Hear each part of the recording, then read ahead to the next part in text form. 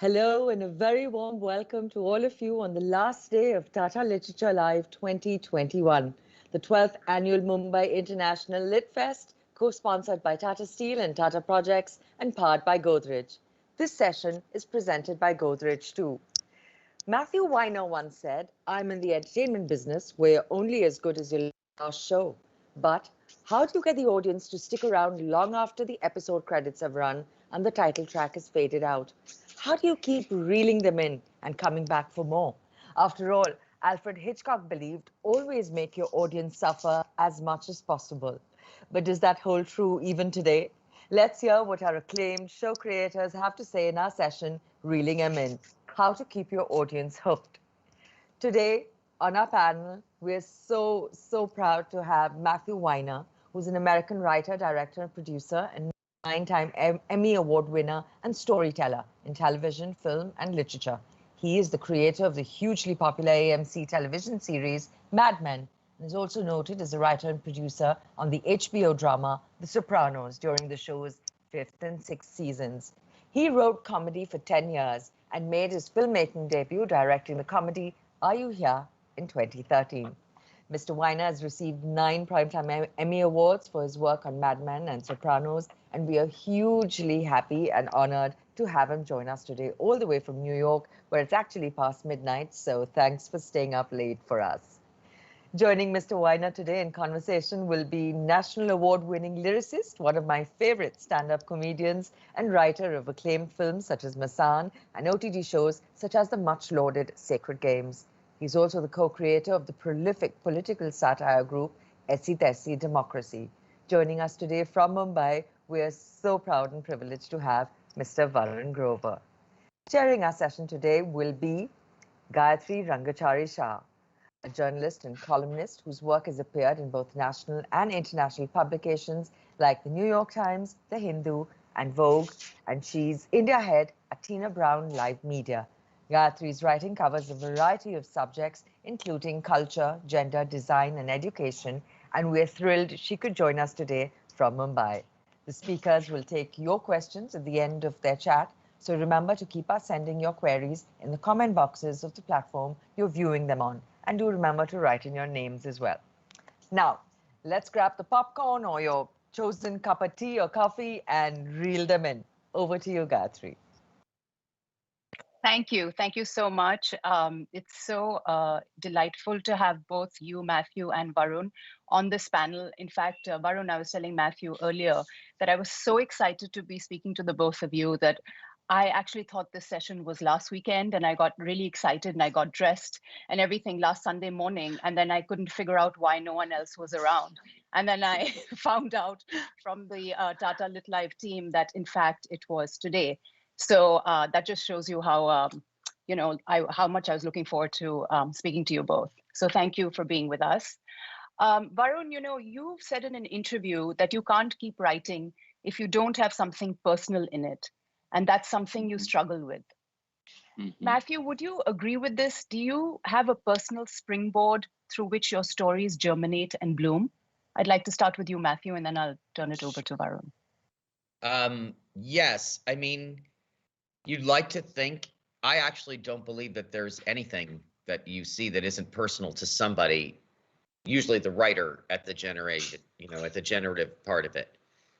It's probably seems strange because I'm not in the mafia, I'm not Italian, I wasn't even born when Mad Men takes place.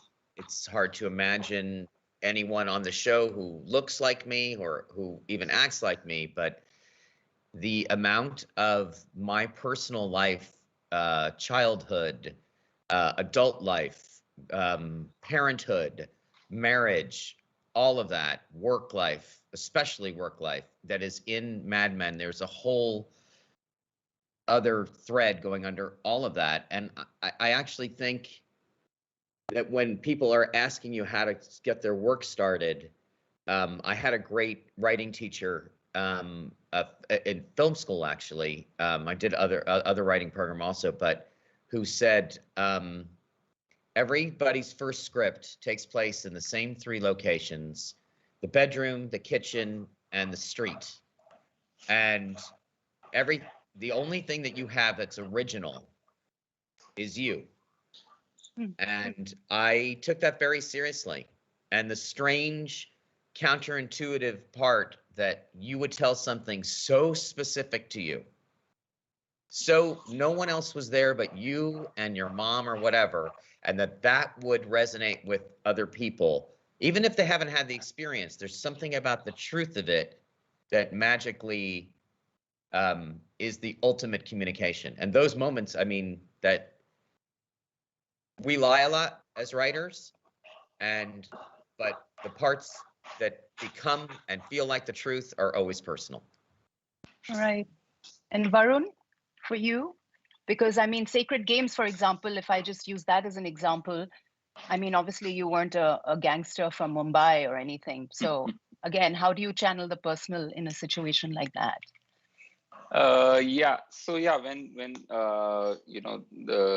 they asked me to write Sacred Games, the novel, which was already by Vikram Chandra, it was a very famous novel, and I had never read the novel because of this one particular thing. It had a cop and a gangster on the cover, and probably there was a gun also on the cover. And I have never seen a gun in my life. I hope to never see a gun in my life.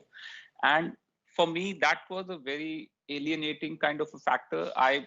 Because I prefer telling personal stories about the India I've seen or the world I've seen, and contemporary stories. And in my world, at least before before Sacred Games happened, I had never seen a gun. And I have also how people have fear of or phobia of lizards or phobia of closed spaces. I have a phobia of cops generally. I mean, I'm not you know even if I'm walking on the road on my right side, okay, on the pavement, and if I see a traffic cop who just looks at me in the eye, I get afraid. Maybe I'm breaking some rule, maybe he'll now call me. I'm not driving, I'm not even riding a bike, I'm just walking on the pavement, and I have this phobia of cops. So for me, there were lots of reasons to not get into Sacred Games. And Vikramaditya Motwane, the showrunner, uh, and he said, okay, at least you read the novel and then say no or yes or whatever. At least read the novel. I said, okay, let's give it a shot. And I was reading it just for just for giving concrete reasons why I don't want to write this. But probably 100 pages into the novel, I realized, okay, it is ultimately like all stories. There are lots of human emotions here. There are lots of emotions I can relate to about a cop who is clueless about his life, who is who doesn't know where how to set things right in his personal life. It is a very, very personal story. At least in the novel, it is way more atmospheric, way more personal than how we ultimately made it into a thriller kind of a genre. Uh, Second thing I realized, in the gangster story, there is a lot of I would say period detailing, right from 70s to current day, to present day.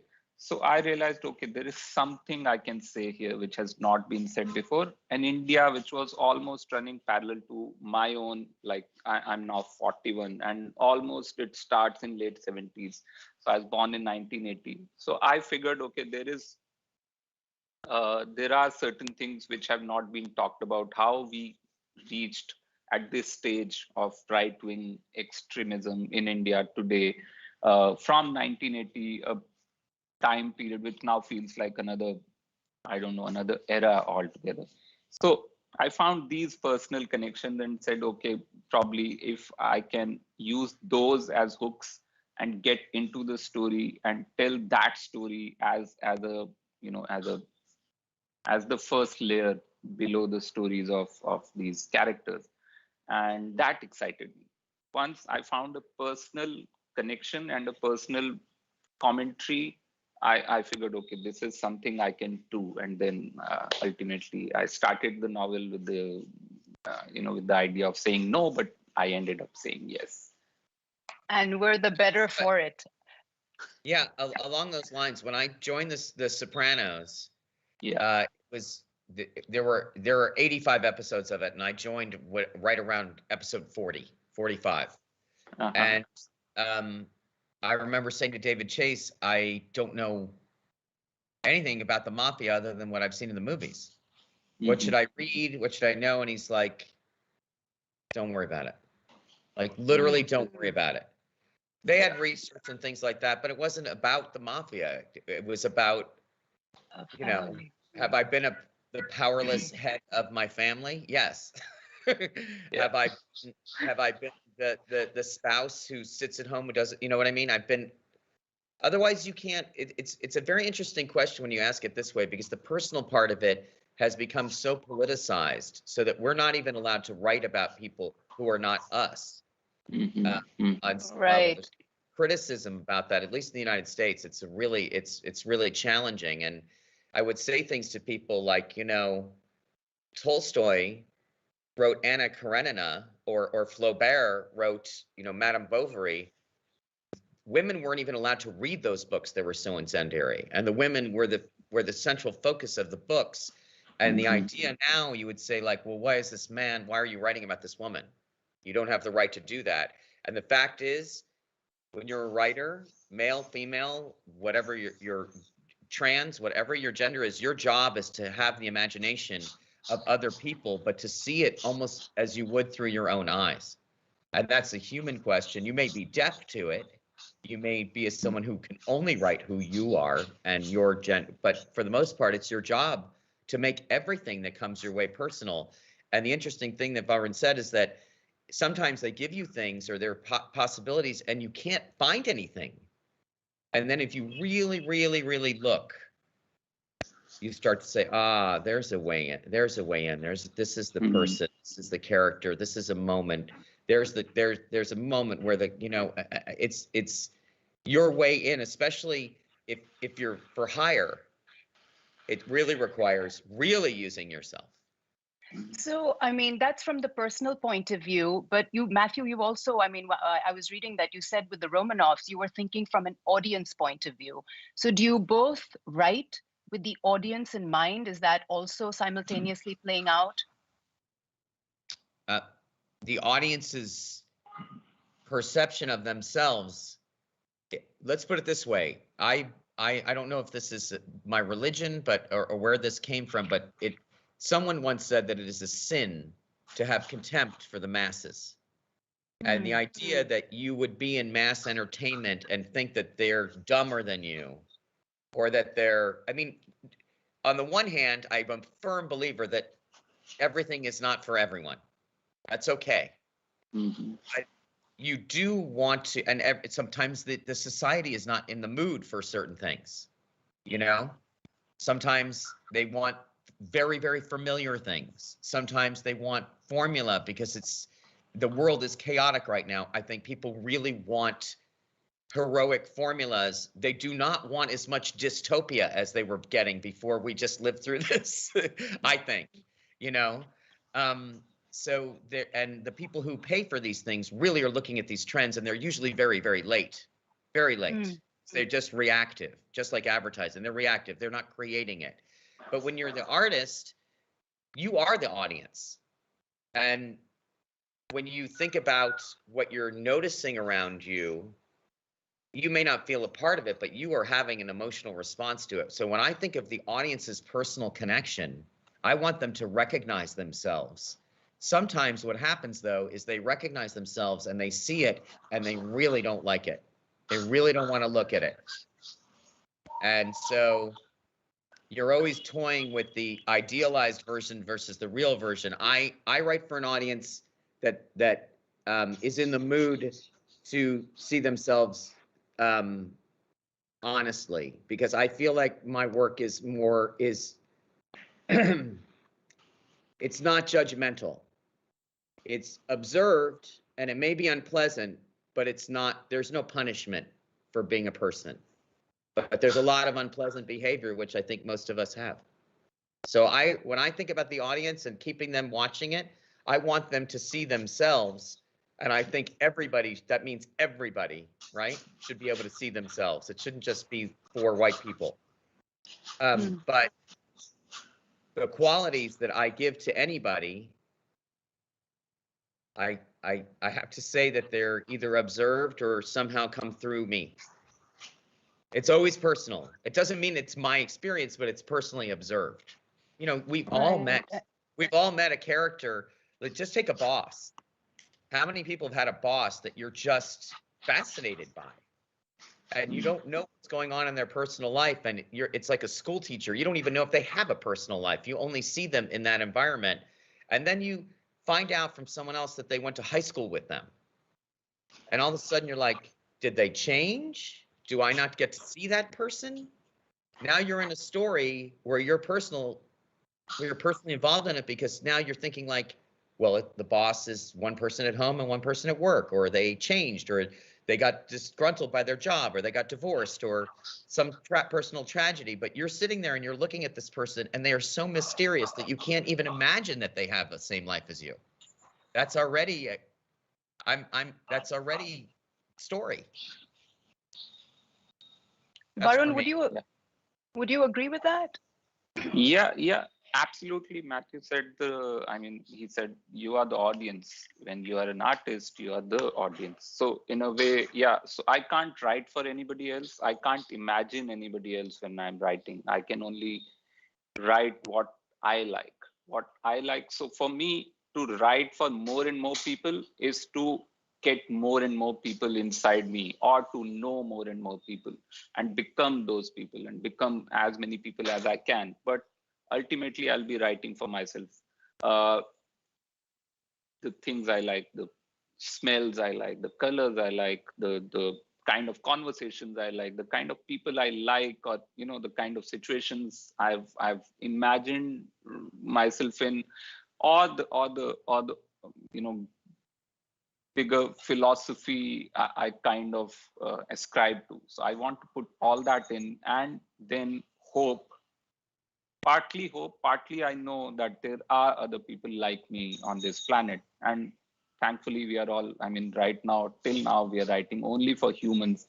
So humans have so many similarities. The day it comes to that we have to create content for cats and dogs, then yeah, might be a problem to write just for yourself and not, but I believe there are so many similarities. Even right now, say there are three of us on this panel, and if we start putting down our favorite, whatever emotions or favorite colors, even, or favorite food, there will be some commonalities.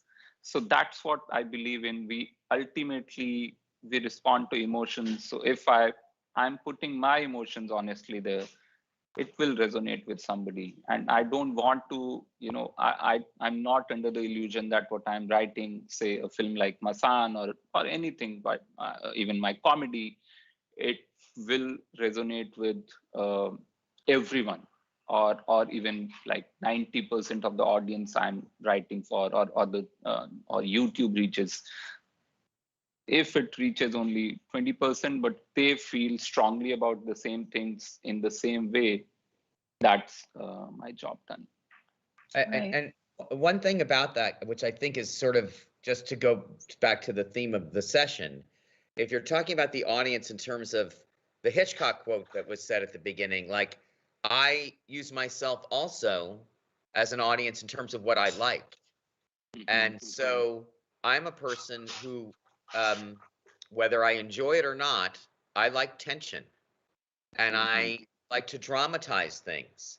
And to have someone walk in and say, I'm your father, is not as good as someone getting a letter, seeing the father write a letter, I'm your father, having it go in the mailbox, having it getting delivered next door. Yeah. And the person who looking for the mail, and the neighbor gets it and doesn't know if they want to give it to them. And the only news that has to go is that the father is telling the child they're their father. But I like that. I like that as much as I like seeing, I can't explain it because it is painful. But as someone once said to me, the story is not about taking the bridge across the valley. The story is that the bridge is out. Mm. There's no bridge, got to get across. Or the bridge is hanging by a thread, you know? And I try and do that kind of entertainment. Some people don't like it, but I love it. And so I'm always using those rules. People would watch Mad Men sometimes. We had to give a clip for the Emmys, and you had 19 seconds. And you went to find a clip, and it takes someone 19 seconds to answer the phone on Mad Men. The phone's ringing, and I was like, I don't even know. You know, I mean, what am I going to do? A line? I don't even know. That pace feels like life to me. Right. And it feels dramatic, and it gives you a chance to be in the environment and know what people are very eloquent on the show, but they don't answer right away because they're thinking. That, you know, that's the way I like it. It feels normal to me. So that's how personal it is. So, you obviously you guys have worked on these really incredible, iconic shows that will last, I think, through several generations. But when we think about these long-running series, obviously there must be a whole lot that goes into them. You know, the writer's room. I mean, what really goes on inside the writer's room? You know, you've spoken about these examples of the delivery of the father telling the child that they're the father, but obviously you need to build up that tension. So, how many people in a writer's room? How do you decide who you're going to get in there? How does it work? Is it very kind of tense? And are you guys always fighting with each other? Give us a little bit of insight into that. Well, I'm pretty sure it was invented in the United States, and it comes from radio, and it comes mostly from comedy. And the idea was when you're delivering that many shows that fast, you cannot do it with one person. So the writer, when you see these credits that say executive producer, those are writers. Television was the first place writers had that power because no one else could give you a show every week.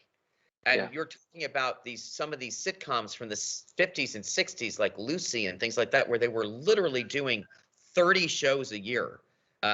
Or 39 shows of some of these things. You really need a lot of people, even if you're recycling stories or you don't think it's that challenging what they're doing. Meanwhile, they're still on the air and people still love them, so they were crafted well.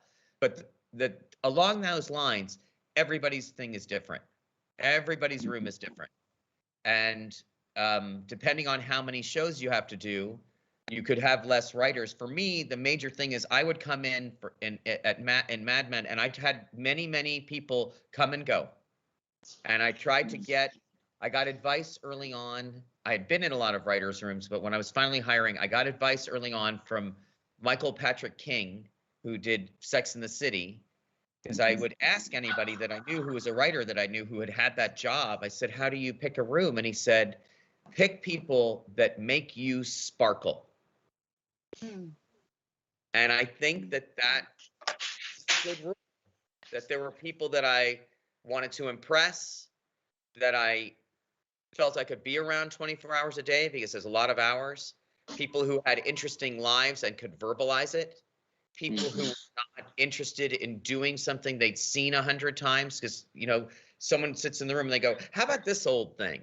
And you're like, no, even when you're trying really hard, you don't want to do something you already did. Sometimes, David Chase used to say to me, like, reject your first 3 ideas. And I asked him if that was a rule, and he said, no, that was just for me.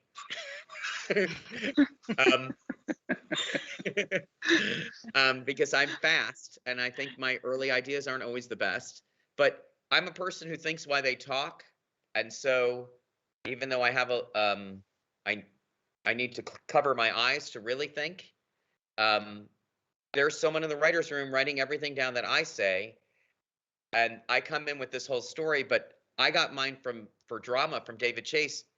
Every one of those stories, scene for scene, outline, characters, twist, all those other things, people contribute to it. And the writer's room is their biggest job when you work for me. I rewrite a lot of drafts because I can, and I come in with the basic outline for the season, but those stories, what scenes are going to happen, where they're going to happen. I may have an idea for a scene, but they They will literally get the A story, the B story, and the C story. And I will sit back, Maria and Andre Jacques Matan, husband and wife that I've worked with all my career, semi-cellists, people who were the number 2 person on the show would take these outlines and cut them up with a scissor and tape them together and create the outlines and show how the story was checkerboarded, go between the A story, the B story, the C story, things like that, what day it was. I can't do any of that. You cannot do it by yourself. And I can say honestly, some of people's favorite things that are in these shows are not from me. They are exquisite ideas that people come in with, twists, personal stories that happen to them. All of that is being contributed. And the hardest part is knowing when to give your ideas. Having been on the staff, the hardest part is because the boss, it's a terrible job, and they're not focused, and they're under a lot of pressure. So when you do have something, you want to make their life easier. But sometimes I can just say that the writer's room is free speech, truly free speech. I've heard some of the most disgusting and amazing stories. I've cried in there. I've heard about the worst parents in the world because writers seem to have them. And I've heard very personal stories. I've heard stories that even though they were being told to 10 people that I'm sworn to secrecy for life. And it is a creative space that is very powerful when it's working. And you know what, even when it's not, for me, the greatest luxury in the world was to finish a draft of a script and have people that I was paying. This is something that we did that I don't know if anyone else does, but it has to do with my personality. They would get my drafts, the rewrite or the original draft, whatever it was. It would go to the writer's room. They have to read it that day. By the way, what writer in the world has that luxury that people are going to read it right then? And they would give notes on it anonymously without me there. The writer's assistant would write down the things people said about the script. This line's terrible. They're blunt. This doesn't make any sense. Why is he doing that? I thought we were doing this.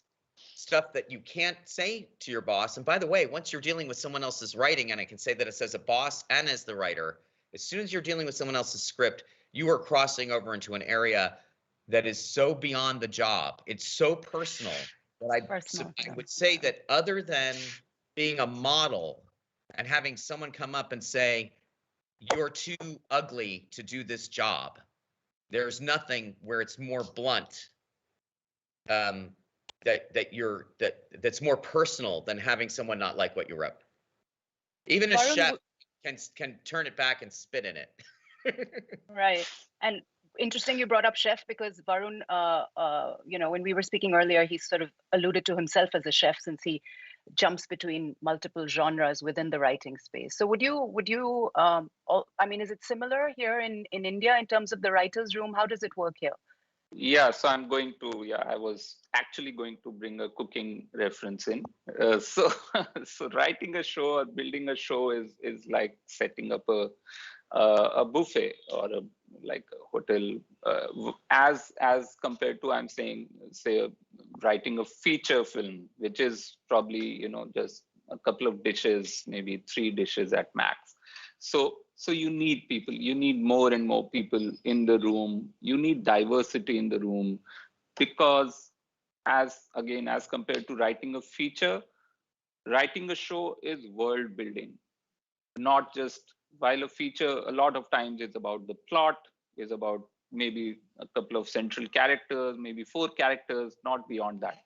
But in a show, in a series, you have like maybe 20, 25, sometimes more characters with very specific arcs, and people kind of care for these characters. So you need more people, and so a show is about, I would say, a show is more about the world than plot. Plot doesn't matter after a point. You have a world, and that is what it is. So you are seeing somebody's lives, you're living with them for sometimes 6 years, sometimes 8 years, all those, and you just have to get into the character. So you need a diverse room, is my opinion, because the more diversity in the room, the more diversity in the world you build, and that makes it, I would say, more uh, uh, immersive, more relatable to many people.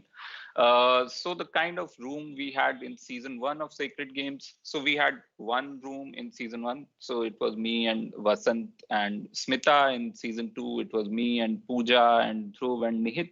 So we had two different kinds of writers room. Also season 1 there was more because we were completely new to the nobody had worked in a writer's room before that. It was my first experience. As Matthew said, this came from America, so the moment American OTT platforms came to India, Netflix and Amazon Prime, the concept of a writer's room also came with the platforms, and we started writing. So all of us were very new in season 1, and there were lots of fights. All of us had been writers in our individual capacity, and nobody was there to tell us this is right or this is wrong, which is, in hindsight, we realized how big a boon that was, that somebody was there to trash your ideas instead of just saying, okay, yeah, great, this idea is great, which is which is what we keep telling ourselves while writing a feature. When you're alone in the room and you write something, and you sometimes, I keep treating myself with okay, if I finish 5 pages today, and if I get 1 or 2 good lines in those 5 pages, I'll go and buy myself a sweet or something. I have a sweet tooth, so some dessert or something like that.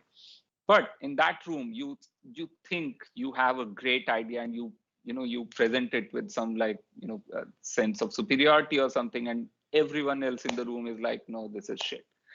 Then that hurts your ego, because for 2 reasons. One, you really believe it is a great idea, and 2, you're dealing with people who are not really your friends till that time. You're just professionals working together, and still you have, as Matthew said, it's a free speech room, and sometimes you do get kind of brutally honest with each other.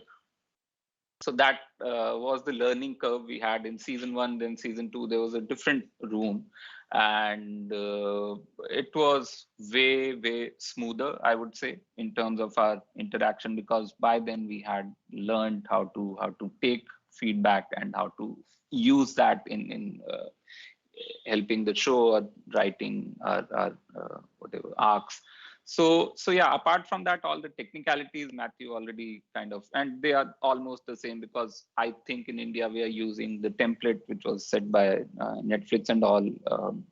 So similar template of making A arc and B arc and C arc, and then putting them together. And so that is the job of the lead writer, which I was doing. So I was kind of putting things together, while 3 writers in season 2, they had chosen their characters and chosen their, okay, I'm following this character and this particular arc. So that's how it's a collaborative work.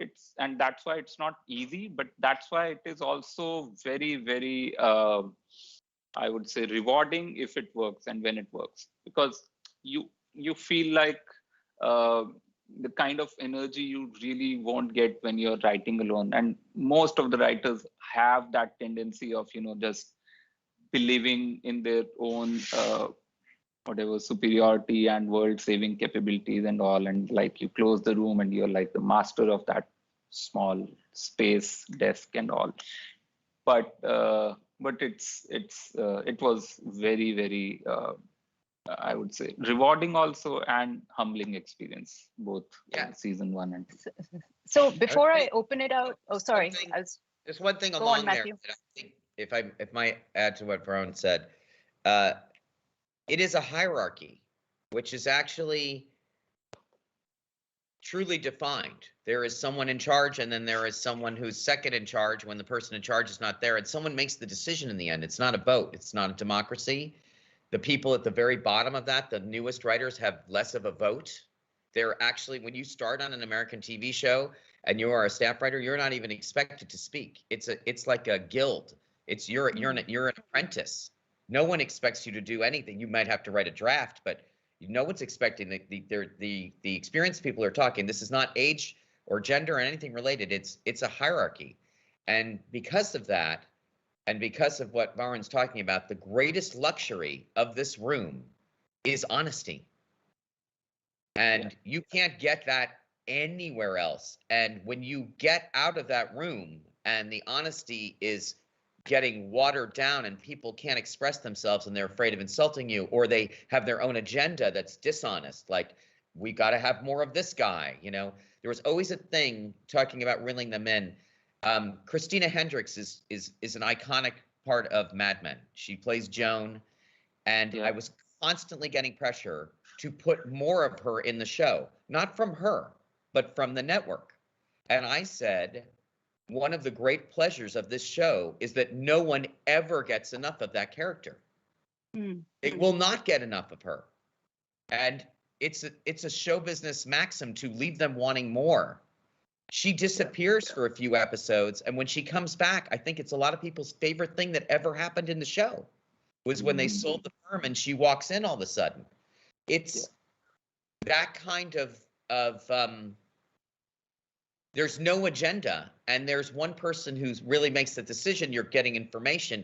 It is really one of the few unique places in life where your mistakes are your own, even though you're working with a group. And when you have people that you trust, who solve problems for you, who bring in amazing things from their own lives, that's that honesty. I told you, I can't even handle the honesty. They do it anonymously. I get a script back with very mean things on it, and I ask the writer's assistant, who said this? I always ask them, and they're like, I'm not going to tell you that.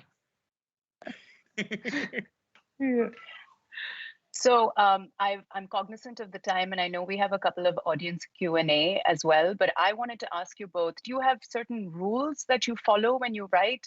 Matthew, I read somewhere that for the Romanovs, you framed a list of rules. So I'd love to hear from both of you on what, if you have those rules and what those are. I think the first thing it said was there are no rules, and I didn't frame it. It was it was a talk. The one of the writers framed it.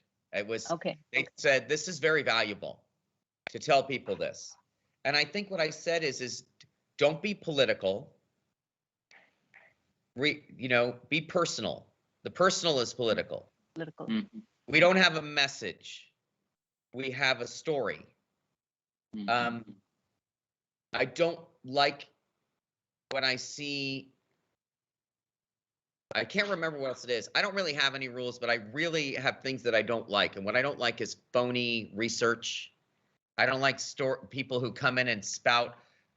I don't want to read a Wikipedia article, which a lot of times writing sounds like to me when I watch it in TV and movies, where it's just facts and everyone thinks it sounds real because it's the truth. You have to find a way to deliver that. My biggest rule actually is to try to pretend like there's no exposition. That is my most important, that's my gut thing. And it's the hardest thing, and I'm the hardest on myself about it, and I'm really hard on it in other art. I can't stand it when someone walks in and says, how long have we been living here? I just like, you gotta do better. You gotta do better. Yeah. But I don't really have, those rules were really about the fact that we were writing something where it was different every week. And I didn't want, and I had something to say, which was, it was right before Donald Trump was elected. I sold it and I said, I didn't know he was going to win. I said, this is a story about a bunch of people who think that they used to be great. And I had no idea. Now we sort of laugh at it and say, oh, and you look at, but I wasn't going to be mean to them.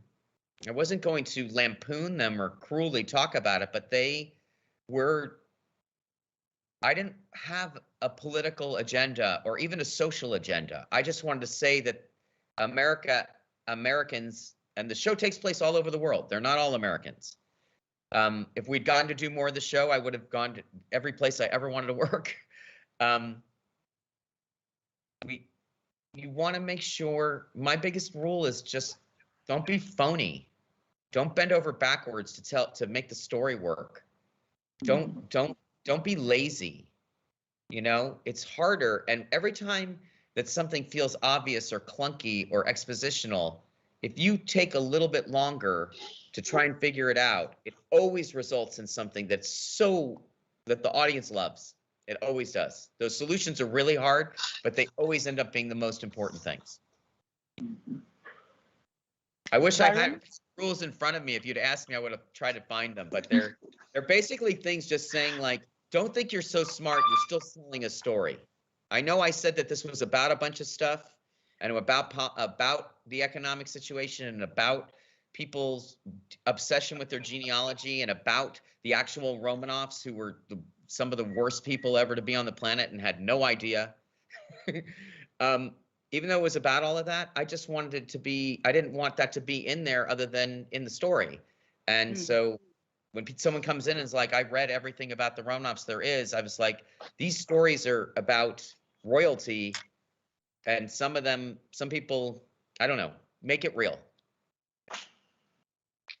Varun, if you could quickly also answer that, and then I've got a couple of questions which I want to try to get in before we so, and one is specifically for you, so okay, amazing. So yeah, I don't have any rules except don't be in a hurry, like give it time, because things you find are great today may, like, give it time, 3 weeks, 4 weeks, and read your draft again, and then you will see things start popping out. This is too expository, this is too basic, this is not showing anything new.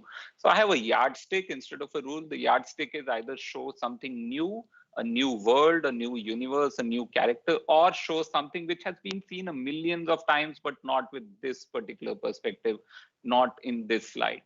So these are the two yardsticks. I keep checking my script again and again for every scene, that is it showing something new, or is it showing some new aspect of something which is very, very old and tired and cliche. And if it kind of fits, and to check this, I need time. So yeah, time and these yardsticks are my rules. Otherwise, yeah, everything, I mean, everything else. Okay, now I'm going to shoot out two rapid fire, even though I've been told we only have time for one. For you, Varun, season 1 of Sacred, this is from Sunil Lobo. Season 1 of Sacred Games was exceptional. It had freshness, honesty, and great suspenseful narrative. Season 2 wasn't as gripping and didn't really reel the audience in. What changed in the writing process? That's for you, Varun, and I'm going to throw this out to the both of you. If we could talk really quickly. This is from Anup Lele for both of you. Would you agree that most of the characters created for OTT platforms feel more like caricatures than real people? It feels like stereotypes being repackaged in actual personalities. So, Varun, if you could, what kind of entertainment feels like that? OTT, the you know, people, the characters you see on streaming shows. Okay, so the first one. You have to answer that. Because I said season 2 was great. No, season 1 was, they said season 1 was great and 2 was not. For me, season 2 was more satisfactory because it was closer home. It was more, I would say, it was not as much fun as season 1, but because it was way more intense and it had way more reality of our world, and probably that's why it didn't really, get that many eyeballs. Because everyone wants a comforting whatever. Not the lie, but still, truth is always slightly more difficult to watch. So probably we could have done something better to use that, like to retain the truth and still make it equally fun as season 1. So that is our failure, but and for both of you, very quickly, would you agree with that comment about, the personalities you see, the characters you see on these shows being stereotypes? I think what I said before, that the most popular entertainment in the world is people wearing capes and, who are immortal. And, we're in a moment here. I don't think you can just deride the like I said, the machine that makes the shows is very behind, but people keep watching them. So I don't know if they're really complaining about it. I haven't found a lot of great stuff to watch recently. Then sometimes something will just hit me by surprise, or someone will tell me about something. But I think that the audience is in a mood right now that they do not want reality. They've had enough reality. They would like some escape.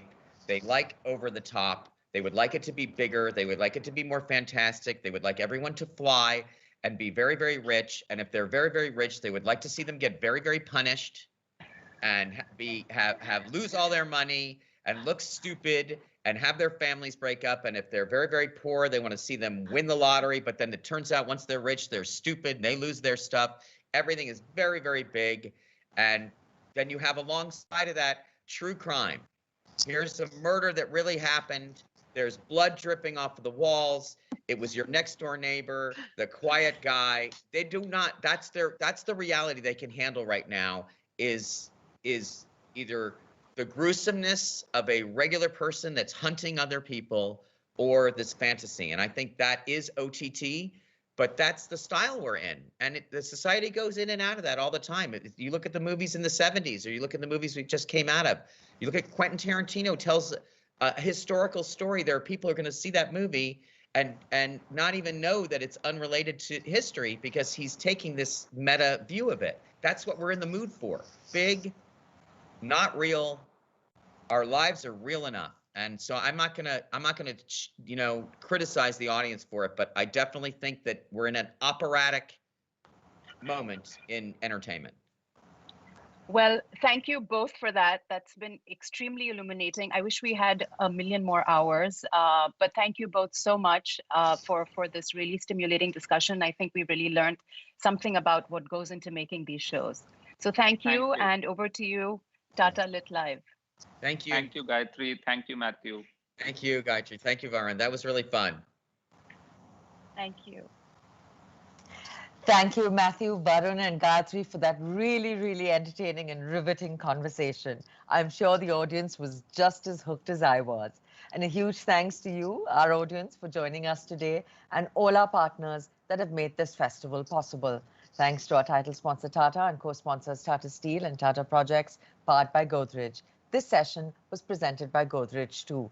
And our knowledge partner is landmarkxcite.com, our virtual bookstore.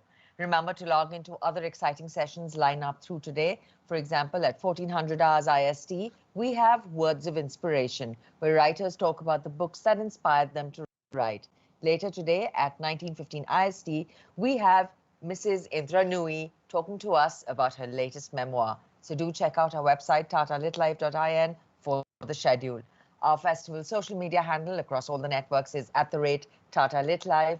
And that concludes our session for today. But do continue logging on to Tata Literature Live 2021, where you can enjoy literature unmasked. Let me leave you with one last Don Draper quote before we end this session.